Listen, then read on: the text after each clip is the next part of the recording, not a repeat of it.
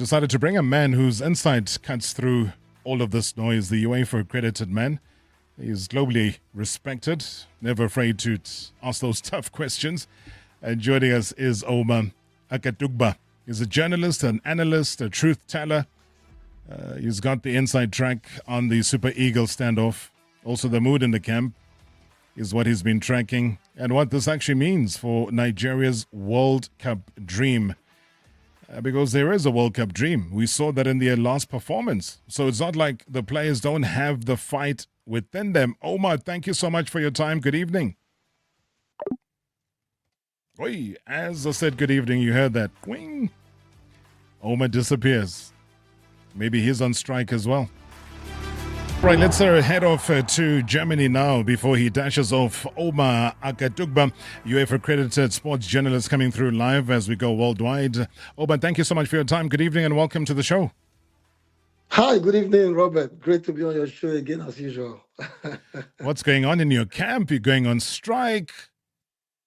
Yes, same story. It feels like deja vu, isn't it? A new match, the same old story. Our players lace their boots for the nation, yet off the pitch, they wrestle with promises unkept, and that continues to happen over and over and over again until the players decided to say, now it's time to stop and get things done the right way. And of course, that has caused so much, talk on social media, which seems to have produced some sort of result. I'm just seeing a tweet from the captain, William Troost Ekong, where he says, issues resolved. We are together. We focus now on the game at hand. So, this is what you get. Knee-jerk solutions. But after the game now, before the AFCON, you will hear this happening all over again. So it's a recurring decima in Nigerian football, which is, exactly why we are where we are today and in general in our football. But I hope that this will not be the excuse for not qualifying for the World Cup. Haven't been given a second chance by Providence. We see how that pans out. Yeah. You mentioned a couple of very important things there, Omar. Maybe let me backtrack and go to what you've said about the captain, William Troost Ekong, who obviously posted on social media this afternoon saying that once the resolution is found, we will be the first to confirm. So for me, just that first line was saying, we will be the first, meaning who? The players or the federation? The players, obviously, because the federation, as usual, can't be trusted. Their communication has never been coherent. One person says this, another person says something else. You can't actually take whatever they say to the bank. Even in little terms.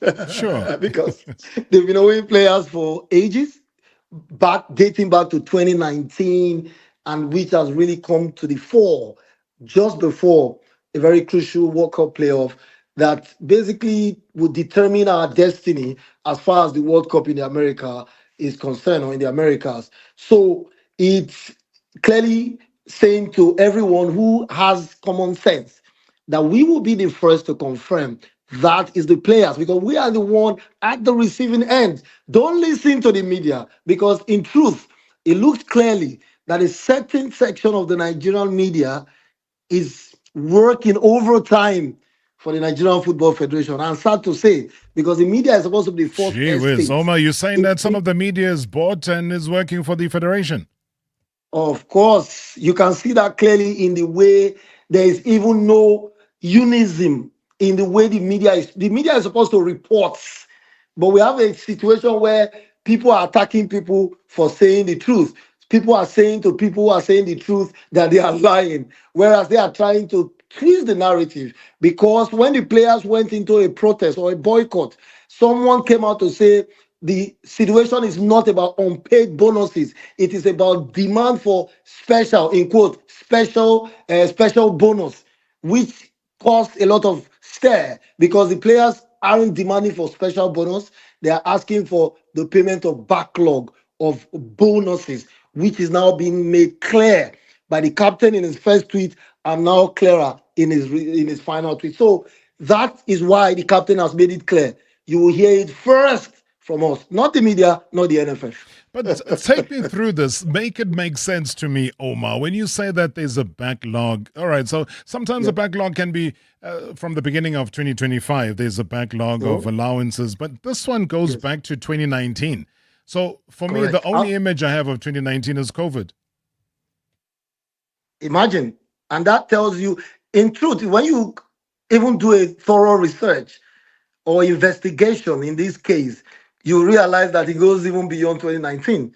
A player who played for the Super Eagles as far back as 2017, 2018 was chatting with me on Instagram and he said, so this is still happening. What that means is that it happened during his time. Most players who represented Nigeria left with a bitter taste in their mouth. And that tells you of how long this has been happening. Go and read the book of Sunday Olise. Nigeria won the Olympic gold in 1996 with absolute atrocious preparations for the tournament, unpaid bonuses, lack of camping allowance, lack of proper infrastructure to train. They went on to win. At the Olympic Games in Brazil, with Samson Siasia, they flew into Brazil 2 hours before the game because they were stranded in Atlanta. They had no money. So it goes back, and this is not just with the Super Eagles, with every national team of Nigeria.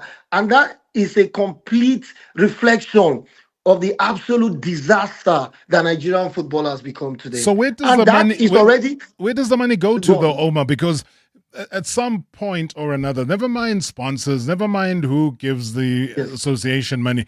I'm talking about sometimes the money that comes through, which is due to all federations around the world that comes in from Yep. FIFA.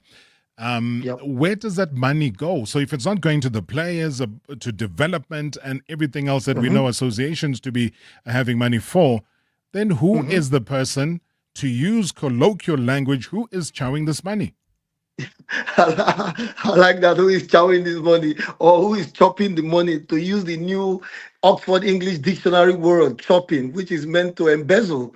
Who is chopping the money?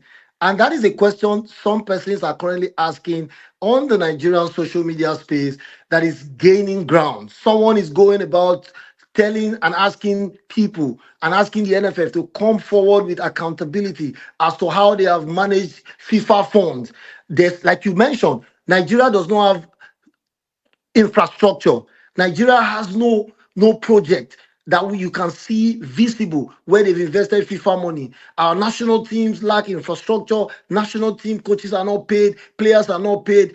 Big question you are asking: where is the money going to? Answer: I can't give as I speak to you, and that calls for a thorough investigation and an inquest into what Nigerian football has become today. And I think that many people should be brought to book So because this question the has to be inquest, though, answered. I mean, Omar, yeah, sure. And I agree with you. The inquest will need to come in, but we always have to tread a Yeah. very thin line here.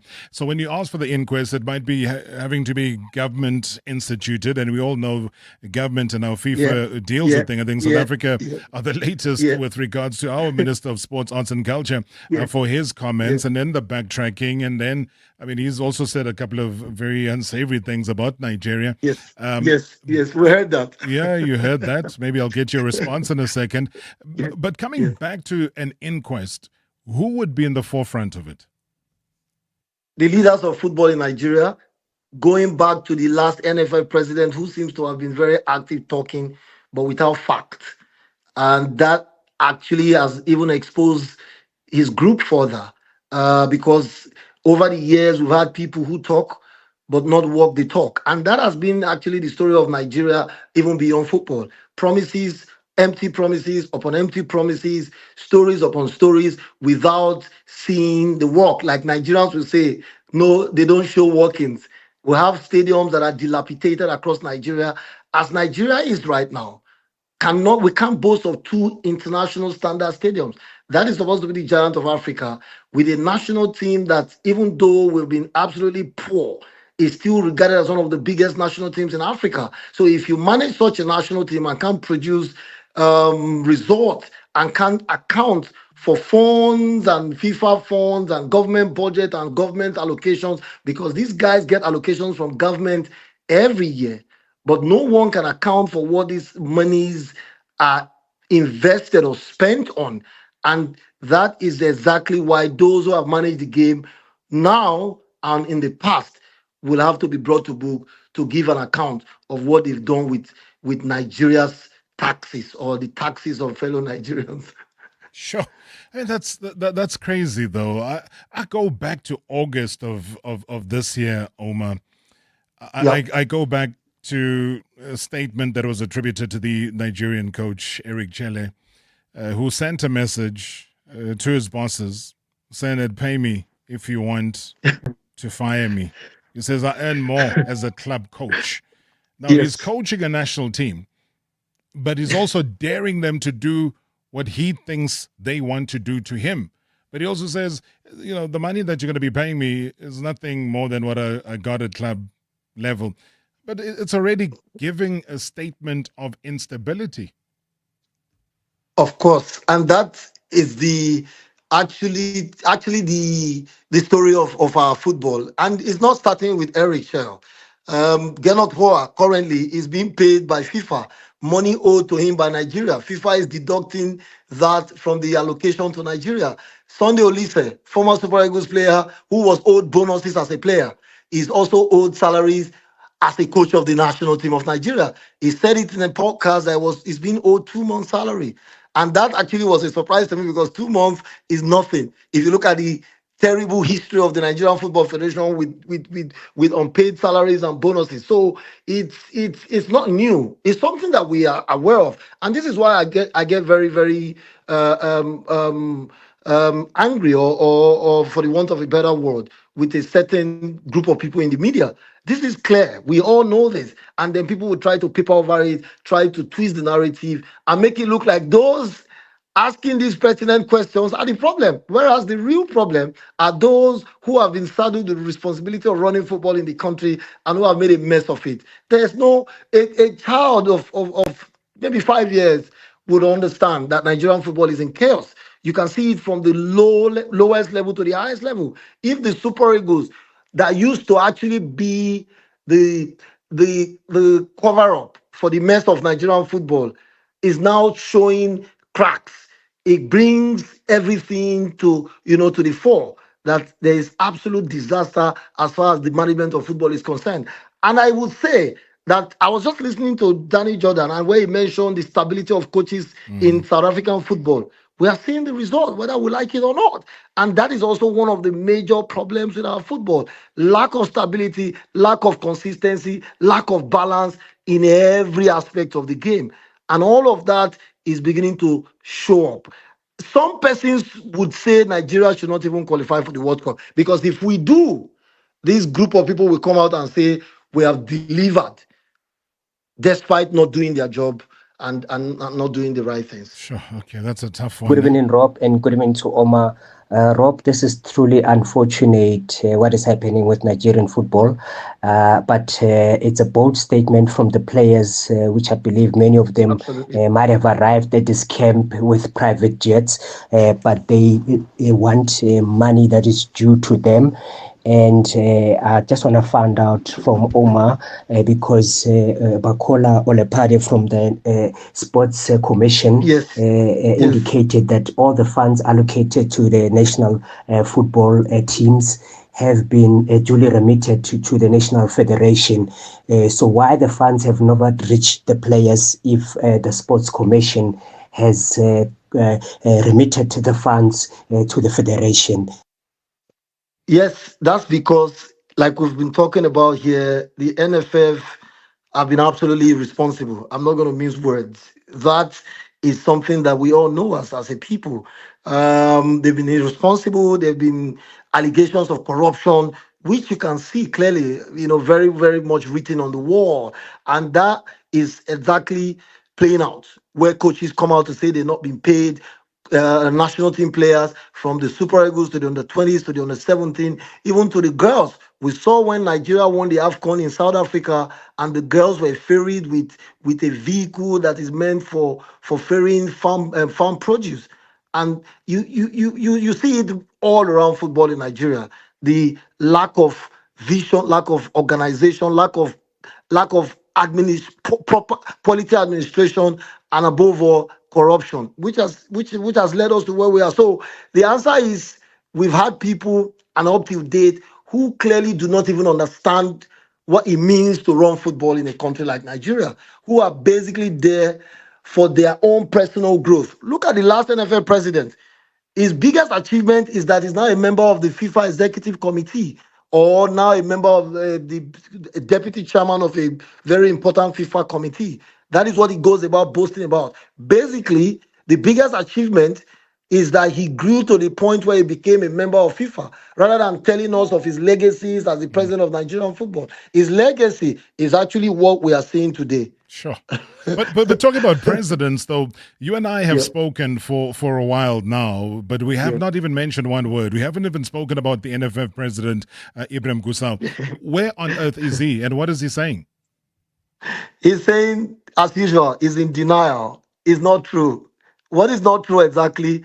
No one knows. Absolutely ambiguous statement. I saw him do an interview, grant an interview where he said before the AFCON or after the AFCON, we reached an agreement with the players. But what agreement exactly? Because if you reached an agreement with the players, I'm not sure we'll be where we are today. So he's doing the job that they usually do.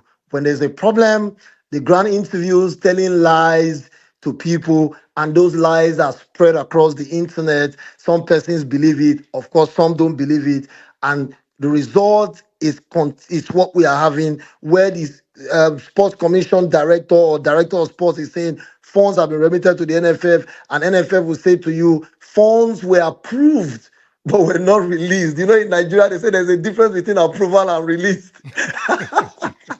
You're having so much fun with this, Omar. And you know what? The sad part is that there's supposed to be an important game tomorrow against Gabon. Yes. Is that game going to happen? Yes, Is that going to happen? it's going to happen, of course. Of course, the boys are back in their full spirit. I think that as we speak, they might be on their way to training or even done with training. I think that they are focused on the game tomorrow, but they just wanted to, cause a bit of confusion and let everyone sit up.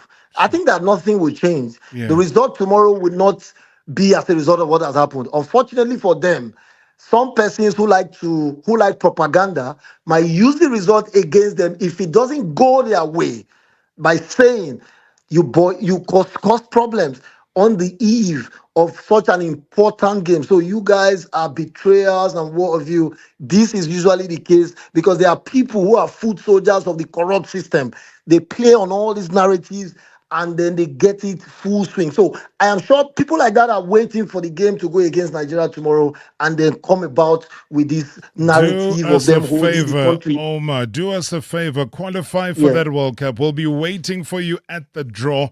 We want Thank you to you. be there as Nigeria. Thank you. Yes. I appreciate this from you. I actually appreciate this from you because the feelings we have is that South Africans don't like us at all. Don't And worry that was about that. actually The that was transmitted. That message was transmitted by the sports minister. The liking or not liking is an emotional thing. We want you to be there to compete so that in the knockout stages of the FIFA World Cup, we beat you. Goodbye, Omar. We love you. Thank you so much, sir.